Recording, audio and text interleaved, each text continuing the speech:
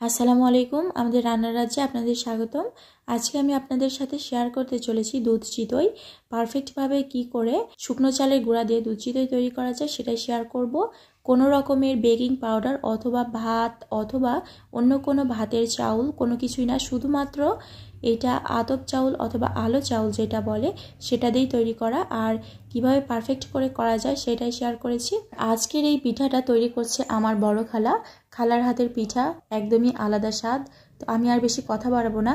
এখানে হচ্ছে একটি গামলার মধ্যে পরিমাণ মতো গরম পানি আর হচ্ছে স্বাদ মতো একটু লবণ দিয়ে এখানে দেয়া হচ্ছে শুকনো চালের গুঁড়া। এই চালটা 3 থেকে 4 দিন আগে গুঁড়ো করে শুকিয়ে রেখে দেওয়া হয়েছিল আর সেটাই ব্যবহার করা হচ্ছে।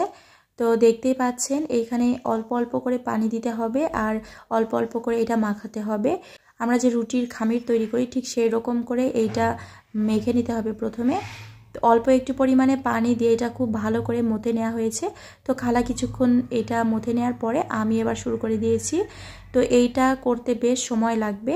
আপনারা যতটা সময় দিয়ে এই ময়ান দেওয়ার কাজটা করবেন আপনাদের পিঠা কিন্তু ততটা পারফেক্ট হবে। অবশ্যই ধৈর্য সহকারে এই পিঠার ময়ান দিতে হবে। তো এটা প্রায় 20 থেকে 25 মিনিট পরে দেখতেই পাচ্ছেন আমি এই অবস্থাতেই এরকম মথে নিয়েছি। একদমই বেশি করে পানি দেবেন না, তখন কিন্তু আর পিঠা ভালো হবে না। আসলে পিঠা তৈরিতে বেকিং পাউডার, বেকিং সোডা অথবা ভাত ব্লেন্ড করে এগুলো দেওয়ার কোনো প্রয়োজন নেই। আগের দিনের মানুষরা কিন্তু এগুলো কিছুই বুঝতো না, এখন আমরা আসলে পারি না, যার কারণে আমরা এগুলো ব্যবহার করে পিঠাটা পারফেক্টলি করার চেষ্টা করি।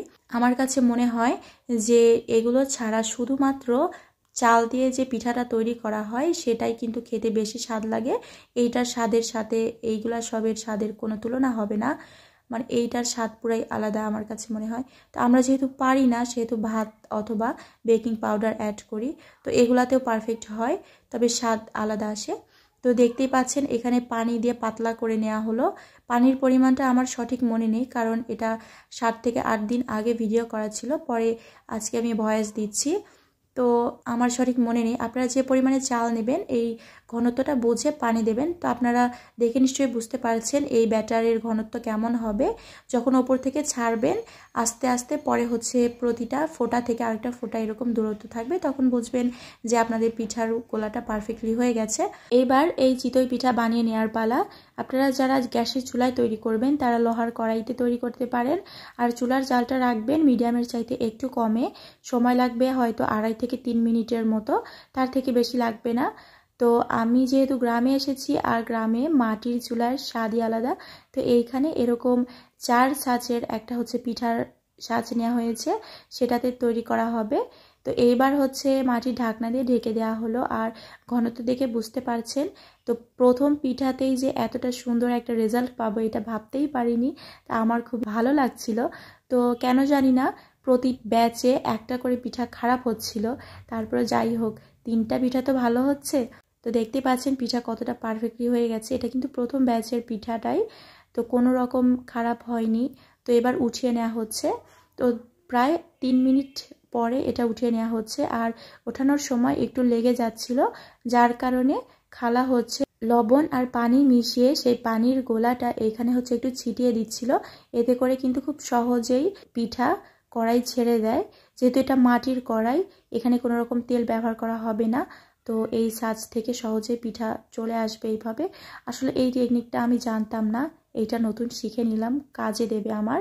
তো আপনাদেরও কাজে দিতে পারে, যার কারণে শেয়ার করলাম। এইভাবে সবগুলা ব্যাচ ভেজে নিতে হবে। আর দেখতেই পাচ্ছেন পিঠা কতটা সহজে এই পাত্রটা ছেড়ে দিচ্ছে। আসলে এই টেকনিকটা আমি একদমই জানতাম না, আমার কাছে খুবই ভালো লেগেছে।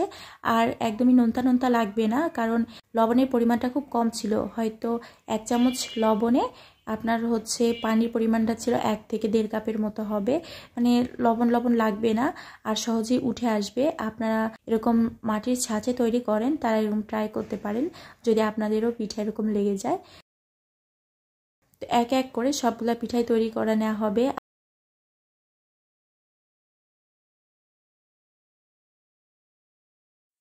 প্রায় 2 থেকে 3 ব্যাচ পিঠা ভাজা হয়ে গেছে আর আমরা সবাই চুলার আশেপাশে বসে এই পিঠাগুলো খাচ্ছিলাম। তো হাঁসের মাংসের ঝোল দিয়ে খেতে কিন্তু খুব ভালো লাগে এই সাদা পিঠা অথবা যে কোনো ভর্তা। তো এখানে হচ্ছে আপনাদের একটা ছিঁড়ে দেখাচ্ছি, দেখুন ভেতরে কতটা পারফেক্টলি হয়েছে। আর আপনারা দেখেই বুঝতে পারলেন এখানে কিন্তু কোনো কিছুই ব্যবহার করা হয়নি, তারপরে অনেক সুন্দর হয়েছে। আসলে আগের দিনের মানুষরা যেটাই তৈরি করে না কেন পারফেক্টলি হয়, আমরা আর পারি না সেটা। আর এইখানে পাতিলের মধ্যে যে দুধটা দেখতে পাচ্ছেন, এইটা দুপুরেই জাল করে ঘন করে রেখে দেওয়া হয়েছিল, সেইটা এখন একটু হালকা গরম করে নেওয়া হবে। এইখানে দুধের পরিমাণটা ছিল 7 কেজির মতো, সেইখানে জাল করে এটা 5.5 কেজির মতো করে নেওয়া হয়েছে। ওইদিকে দুধটা জাল হতে থাক আর এইদিকে গুড়ের মিশ্রণটা তৈরি করে নিতে হবে। এখানে একটি পাতিলের মধ্যে নেওয়া হয়েছে 4টি তেজপাতা আর 4-5টির মতো দারুচিনি, সাথে 4-5টি এলাচ। এলাচটা একটু মুখটা ফাটিয়ে নেওয়া হয়েছে, এতে করে কিন্তু খুব সহজেই ঘ্রাণটা বের হয়ে যাবে। তো এরপরে হচ্ছে গুড় নেওয়া হয়েছে, এখানে পাতলা গুড় যেটা আছে সেটা নেওয়া হয়েছে 2.5 কেজির মতো। তারপরে প্রায় 2 কাপ পরিমাণে পানি দিয়ে এটা ভালো করে জাল করে নিতে হবে। তো আমাদের কাছে মনে হলো এখানে গুড়ের পরিমাণটা কম আছে, তো আরও একটু পরিমাণে গুড় দেওয়া হয়েছে, দিয়ে এটা খুব ভালো করে জাল করে নিতে হবে।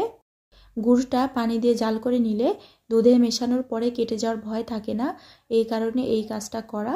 তো অবশ্যই আপনারা এই টিপসটা ফলো করতে পারেন, তাহলে কিন্তু গুড় মেশানোর পরে দুধ কেটে যাওয়ার ভয় থাকবে না। তো এইটা খুব ভালো করে বলক তুলে নেওয়া হয়েছে, নেওয়ার পরে দুধে মেশানো হচ্ছে, আর দুধ এই পর্যায়ে ঠান্ডা হয়ে গেছে।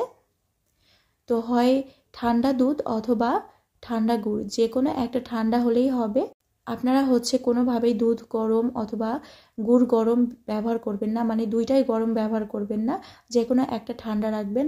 তো এখানে হচ্ছে দুধ একটু একটু ঠান্ডা হয়ে গিয়েছিল আর গুড়টা একদম ফুটন্ত গরম ছিল। তো এবার খুব ভালো করে এটা মিশিয়ে নিতে হবে।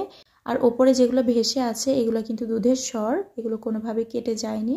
আর কালারটা এতটা লোভনীয় এসেছে মাশাল্লাহ, ঘ্রাণের কথা কি বলবো। এইটা তৈরি করার পরে আমাদের সবারই মানে তর্সই ছিল না কখন খাবো। তো যাই হোক, দেখুন পিঠাও ওইদিকে তৈরি হচ্ছে আর অনেক রাত হয়ে যাচ্ছিল, যার কারণে আম্মু আর একটা চুলায় করছে পিঠা। তো যেহেতু পিঠার ছাঁচ একটাই ছিল, তো এইখানে আম্মু আগে পিঠা তৈরি করতো, সেটাই ব্যবহার করছে। আর প্রথমে চিতই পিঠার যে গোলাটা তৈরি করা হয়েছিল ওইটা আমরা হচ্ছে হাঁসের মাংস দিয়ে খেয়ে শেষ করে ফেলেছিলাম, পরে আবারও মিশ্রণ করে সেটা দিয়ে পিঠা তৈরি করা হচ্ছে, মানে দুইবারে গোলা তৈরি করা হয়েছিল। তো আমি পরের ভিডিওটা আর আপনাদের সাথে শেয়ার করিনি। তো লাস্ট পর্যন্ত আমি আর ধৈর্য ধরে ভিডিও তো করতে পারিনি, অনেক রাত হয়ে যাচ্ছিল, ঘুমও এসে গিয়েছিল। তো আমি হচ্ছে ভিডিও করা বাদ দিয়ে চলে এসেছিলাম। তো সকালবেলা আপনাদের সাথে ভিডিওটা শেয়ার করছি। তো দেখে বুঝতে পারছেন বেশ অনেকগুলাই পিঠা হয়েছে এক পাতিল। তো দেখুন কতটা পারফেক্টলি হয়েছে পিঠা। তো আমি হচ্ছে আপনাদের সাথে একটা কেটে শেয়ার করছি।